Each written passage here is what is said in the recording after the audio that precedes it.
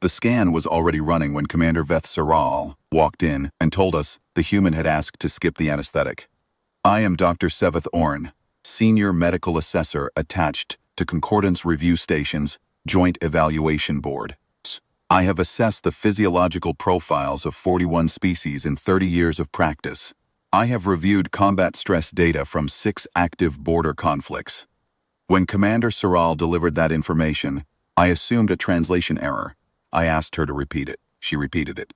The human specialist first-class Dara Moignet, age 29, female, born, was already in the assessment cradle at the center of the chamber when the 8 of us filed in.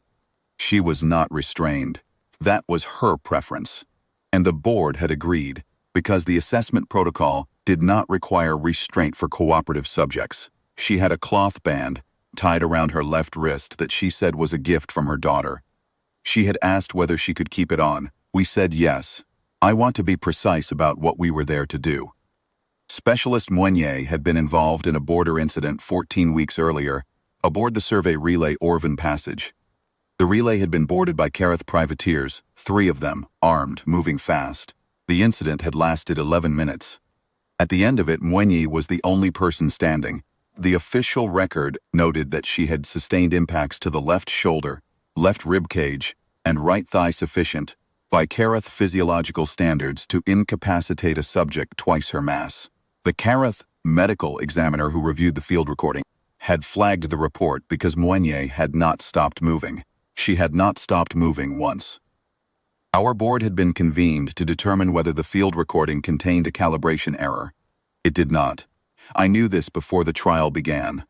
I had reviewed the raw scan data from the Orvan Passage 3 times in the preceding week, but the board required a live assessment, and a live assessment is what we conducted. The protocol was standard. We would expose Specialist Moignet to a graduated pressure sequence using the cradle's haptic array, a controlled simulation of progressive physical stress, starting at low threshold and climbing at 4% increments every 90 seconds. The array was calibrated to Kareth standards because the incident had involved Kareth attackers, and we wanted a direct comparison baseline. At each threshold, we would take a full neurophysiological reading: pain receptor activation, motor control coherence, voluntary response latency, decision processing load. Every species the board had assessed over the past decade showed the same curve: pain receptor activation climbs, a predictable point, different for each species, but consistent within a species. Motor coherence begins to degrade. The subject slows. Processing load spikes as the nervous system begins routing resources toward damage management. Eventually, the subject stops. Call it the cessation threshold. Every species has one. It is not weakness, it is biology. The nervous system of any sufficiently complex organism will at some point prioritize survival over performance. That is the correct response to injury. I explained this to Specialist Moignet before the trial began. She listened with her hands in her lap, nodding occasionally. When I finished, she asked one question. She asked how long the trial would take. I told her approximately 40 minutes, assuming standard cessation. She nodded again. She said, "Okay." We began. For the first 6 increments, everything was unremarkable. Benny's pain receptor activation climbed on schedule. Her biometric readings, heart rate, cortisol analog, neural firing density, rose in a pattern consistent with what we had seen from human subjects in low-stress assessments. Dr. Pelath, the Vorath physiologist seated to my left, made a note that the human baseline was running slightly high relative to prior human assessments, attributed it to individual variation. No one in the room was especially engaged. We were waiting for the cessation curve to begin. It did not begin. At increment 7, Moignet's pain receptor activation crossed what we call the functional discomfort band, the range at which most species begin showing the first signs of motor hesitation. Her left hand, which had been resting flat on her thigh, curled slightly. That was the only visible sign. Her motor coherence reading did not degrade. Voluntary response latency. We were asking her to squeeze a sensor bar at irregular intervals throughout the trial. Did not increase.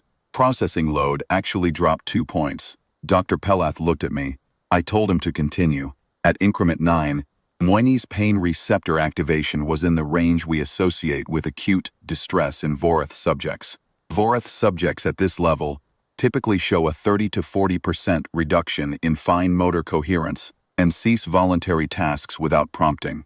Moyni was still squeezing the sensor bar. Her grip strength had not decreased.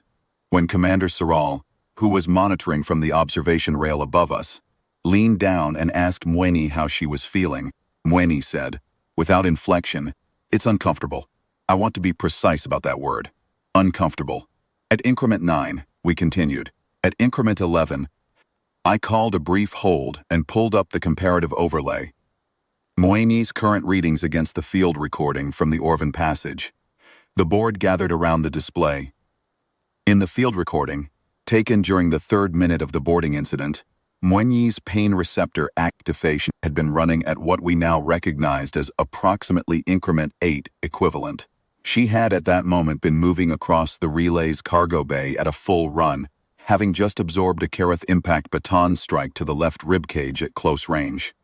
The strike, by Kareth biomechanical standards, should have cracked 2 load-bearing structural ribs and driven her into the wall. She had staggered 1 step, then she had continued running. Nobody spoke for approximately 15 seconds. Dr. Avik, the senior Kareth physiologist, the only non-concordant species on the board, said, very quietly, that the impact force in that recording was sufficient to produce respiratory shutdown in a Kareth subject. I said I was aware of that. He said, and she ran. I said yes, resumed the trial. Increment 13. Increment 14. I had never run an assessment to increment 14. The array was calibrated to go to increment 20, but in practice no subject had ever passed increment 12. Not in the board's records, not in any records I had access to. At increment 14, Moyni's pain receptor activation was registering at levels our instruments were not well designed to interpret because no prior subject had produced them in a controlled assessment setting. Her motor coherence was 91% of baseline. She was still squeezing the sensor bar regularly, without prompting. She was also sweating. Her jaw was set. The cloth band around her wrist was damp. These were the only visible indicators that anything was happening to her at all. Dr. Peleth said, in a low voice that I do not believe he intended the room to hear, "She knows exactly what is happening to her body." He was right. That was the part I had not fully processed until he said it aloud. Moyni was not failing to perceive the pain. The scans were unambiguous. Her pain receptors were firing. The signals were reaching her brain. She was registering all of it. She simply was not stopping. I called the trial at increment 15. Moyni uncurled her hand from the sensor bar, flexed her fingers twice, and accepted a cup of water from the board's field medic. She drank it. She asked if she had done what we needed. I told her yes. She thanked us. She sat quietly while the medic ran a post-trial check, and then she was escorted back to her quarters. The board remained in the chamber. Dr. Alvek was the first to speak. He said he wanted to revisit the Orvan Passage field recording, specifically the moment 4 minutes and 22 seconds into the incident. We pulled it up. At that timestamp, Moyni had sustained the impact to her right thigh, the significant strike of the incident.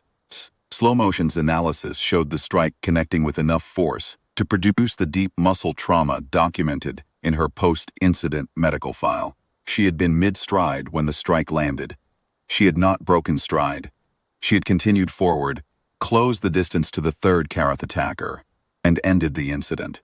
In her post-incident statement, she had described the thigh strike as the one that actually hurt. Commander Saral said, "What does that mean for her pain threshold?" I said it meant she did not have one. Not in the sense we use the term. She had a pain ceiling, a point at which the signals became loud enough to register consciously as significant. But a cessation threshold, point at which pain overrides motor function and voluntary action. That point appeared not to exist within any range our equipment could safely produce. The room was quiet again. Dr. Peleth said he wanted to know whether this was typical for humans. I told him I had pulled the board's prior human assessments. 14 subjects over 6 years, all male, ranging in age from 22 to 44. None had been taken past increment 9 because the board had assumed cessation would follow the standard curve and had stopped the trials early to avoid causing unnecessary distress. We had been, in retrospect, calibrating our concern for the wrong party. I told them I would need to review all 14 files against the Orvin passage data. Preliminary analysis suggested that what we had observed in Mwenyi was not individual variation. 14 prior subjects had all shown the same anomaly we had attributed to instrument tolerance. Pain receptor activation climbing normally, cessation curve failing to materialize. We had simply not pushed far enough to notice, Dr. Avik said. So the Kareth privateer who struck her with the baton, he was expecting her to stop. I said yes, he said, and she didn't. I said no. Wait a moment. Then he said that Karath combat doctrine, the impact baton strike to the rib cage, is a fight-ending move. A fight-winning move. A fight-ending move. You use it to stop the engagement so you can move on. You use it because it works. He said that in his experience reviewing combat data, he had never seen a subject absorb that strike and continue forward. I said that in the field recording she had closed the distance in approximately 1.4 seconds. He did not say anything after that. I filed the revised threat classification the following morning. The language was clinical, as it always is. Reclassification of human combat cessation threshold from Category 3 to indeterminate. Pending expanded assessment protocol. Recommendation for a full species-level review. A note that all existing human physiological profiles on file should be considered provisional. The form had a field for summary notes. I filled it in as accurately as I could. I wrote, the subject was aware of the pain throughout. She had simply decided it was not sufficient reason to stop. I have been a medical assessor for 30 years. I have written thousands of evaluation summaries. I have never had to create a new category for a finding before. I created one that morning. I called it operational pain dissociation. It is not dissociation in any clinical sense. She was not detached from the signal. She received it fully. She processed it correctly. She simply weighted it differently than any organism I have ever assessed. The pain told her body to stop. Body received that instruction and filed it somewhere. It did not interfere with what she had decided to do. Commander Serral, when she read the classification, asked me what it meant in practical terms. I told her it meant that in the Orvin Passage incident, the 3 Kareth privateers had been operating on an assumption about how the human body works. They had been wrong. And, by the time they understood that, the incident was already over.